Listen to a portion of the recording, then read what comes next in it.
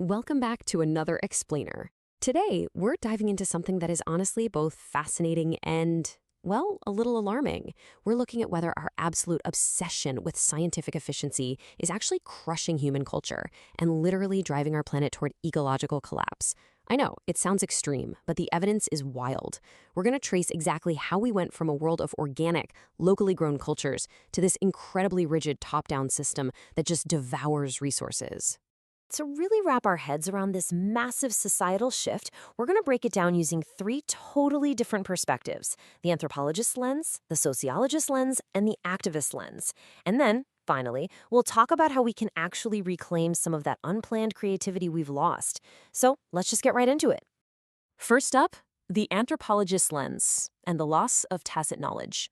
We've got to start with this brilliant concept from anthropologist Claude Lévi-Strauss called bricolage. Basically, think of it as ultimate on-the-fly problem solving. It's that uniquely human ability to take whatever random materials you happen to have laying around and just build something totally new.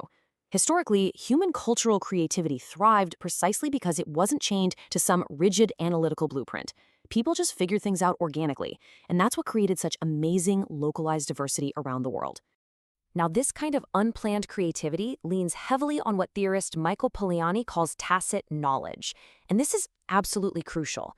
Tacit knowledge is that massive ocean of unspoken understanding we all have. Think about generational crafts or traditional architecture. You literally can't just write these things down in the step-by-step manual.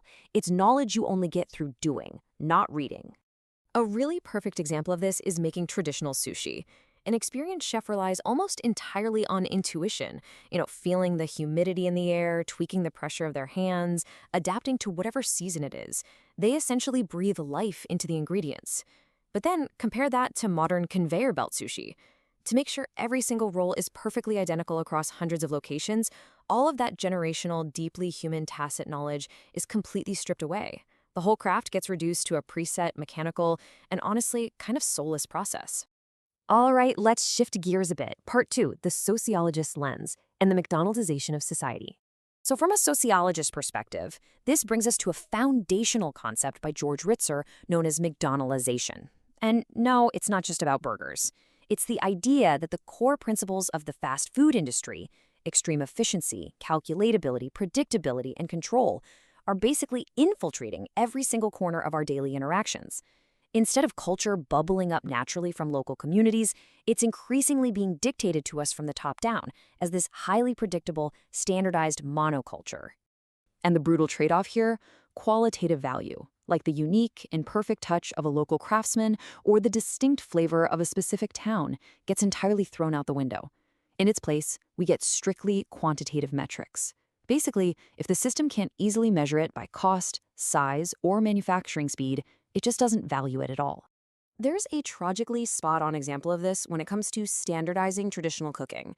Imagine taking the incredibly nuanced art of grilling a fish over real charcoal, which takes serious skill, fire control, and sensory feedback, and replacing it with popping a factory-made pouch into a microwave. In the eyes of a standardized system, human skill and intuition are actually viewed as an inefficiency.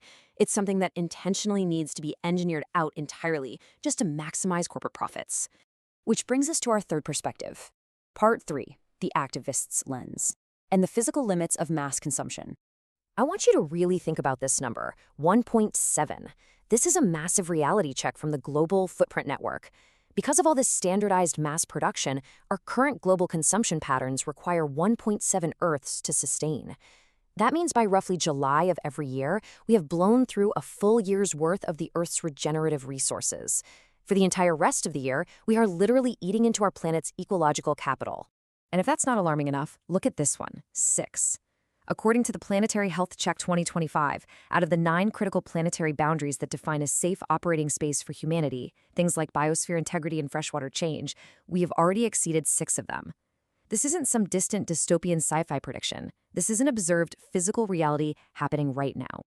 And here's where the fatal flaw of all this relentless, data-driven optimization really shows up.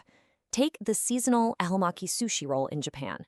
Every single year, corporate headquarters use scientific data models to push these massive production targets onto their chain stores. And the result? Systemic mountains of food waste every single year.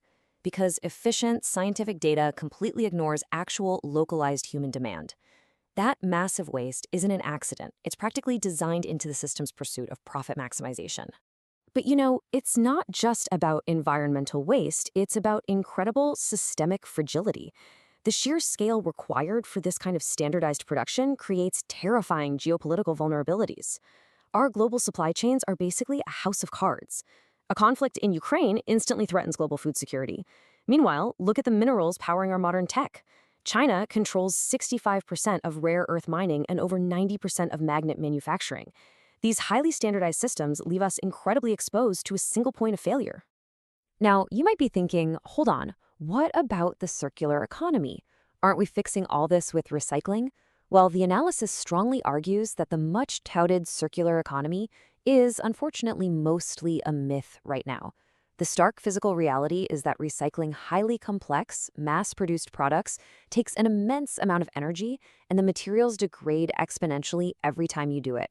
A lot of these big corporate pledges are essentially non-binding greenwashing, legally designed to just protect the status quo. And we absolutely have to talk about who is driving this consumption. 2.78 hours. That is how long it takes for just 50 of the world's top billionaires, through their private jets, yachts, and polluting investments, to emit the exact same lifetime carbon footprint as an average person. This highly efficient, standardized economy has concentrated unbelievable wealth and therefore unbelievable destructive capacity into the hands of a very, very few. So, where does this leave us? Part 4, Reclaiming Unplanned Creativity. We really have to recognize a fundamental contrast here: scientific rigidity versus organic flexibility. Our modern obsession with standardization is just way too rigid, fragile, and resource-hungry to survive the crises we're facing today. But those organic, unplanned cultural systems we used to rely on, the ones built on that local, tacit knowledge, those were historically incredibly resilient and adaptable. The era of infinite resources that fueled all this massive standardization, it's pretty much over.